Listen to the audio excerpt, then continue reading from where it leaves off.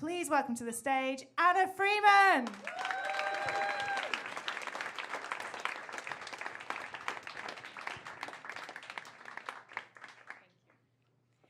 All right, so as Paula said, I work in humanitarian aid, and I work for Doctors Without Borders, which we usually call by its French acronym, which is MSF.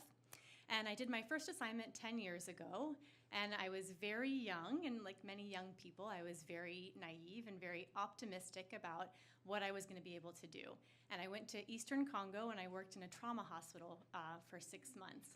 And when I came home to North Carolina, I was totally devastated by the experience. I was just so sad and so angry and so frustrated. And most of all, I was really ashamed by what I couldn't do. In face of this humanitarian crisis, I felt like what I could offer was so insignificant. And so I thought, I will never, ever do that again.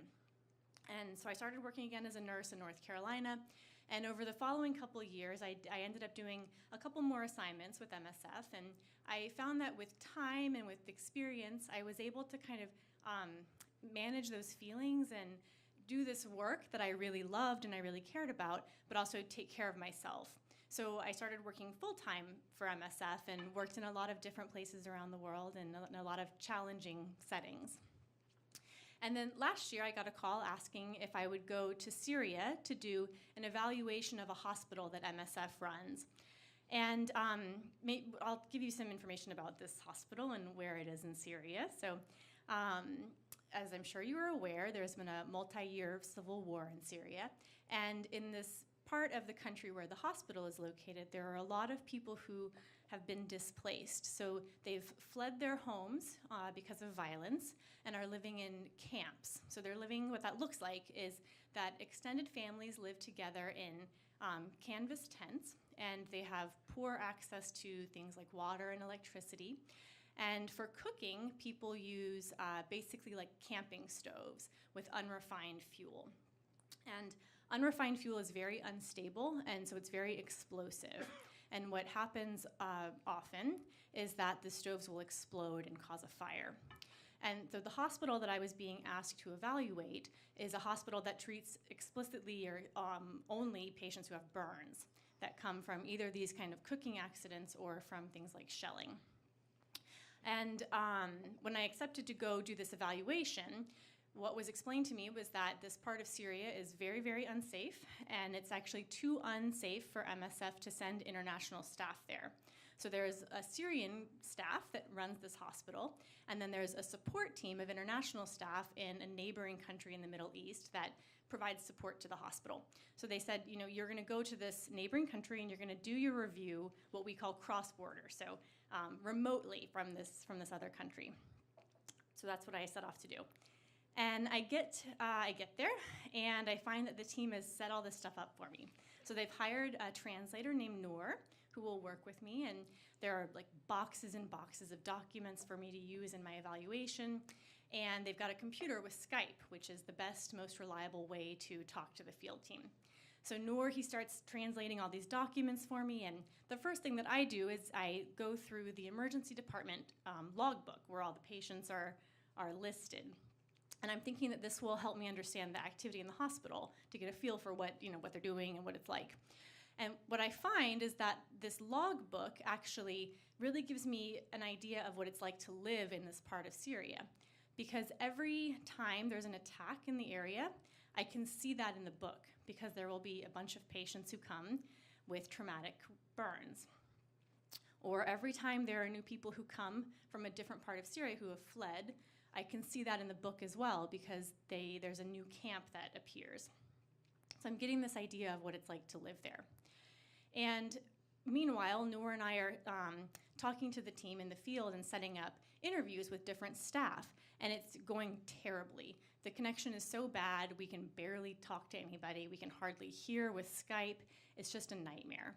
And I'm hit with all of the same feelings that I had when I came back from the Congo, of feeling so sad, and I'm reading about what it's like to live there, and all I can offer is like the world's worst phone call. I mean, it's a terrible, terrible feeling. I was so ashamed that I couldn't do more.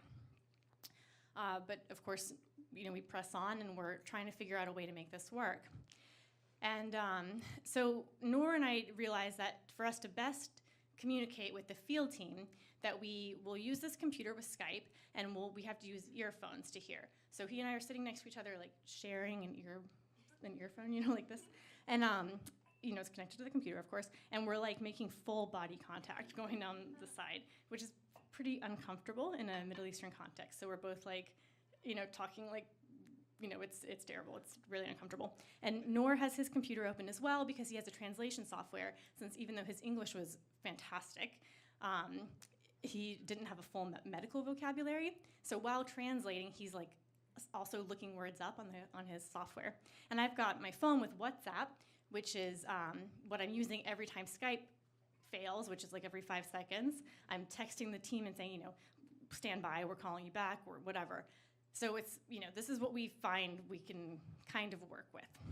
And we're interviewing all these people in the hospital. And we start to interview somebody named Wael, who's a physical therapist for the team. And burn patients, especially people who have really serious burns, they need a lot of rehabilitation. So it can be like 12 to 18 months worth of physical therapy. It's a long, long time. And in order to have that, we're asking these patients to come back to the hospital 2 or 3 times a week. And so I'm talking to Wael and I'm saying, how are we making sure that happens? What are we doing to make sure our patients can come back for all this long time? And I'm really pushing him on this subject, and I'm basically saying, like, are we doing enough? Are you doing good enough to make sure that this happens? And I'm really pushing him. And finally he says, Habibi, which this means like my dear in Arabic. He says, we're doing everything we can, but we can never do enough for our patients because we can't take away their burns. And that comment really sticks with me. And Noor and I, we continue our interviews, and the next day we're interviewing somebody called Jihan, who's the counselor for the hospital. And we're talking to her, and for once the connection is actually pretty good, so the conversation is like flowing, and we're talking, and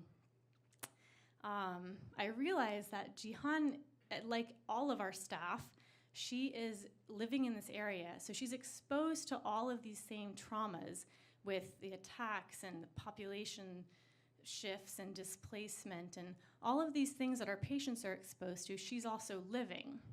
But then in addition to that, as the counselor, she absorbs all of our patients' stories all day, every day. She's hearing about their trauma and their loss and their grief. And I think that must be so hard. And so I say that to her, and I say, Jihan, how do you take care of yourself? You're so exposed. So what do you do for your own mental health? And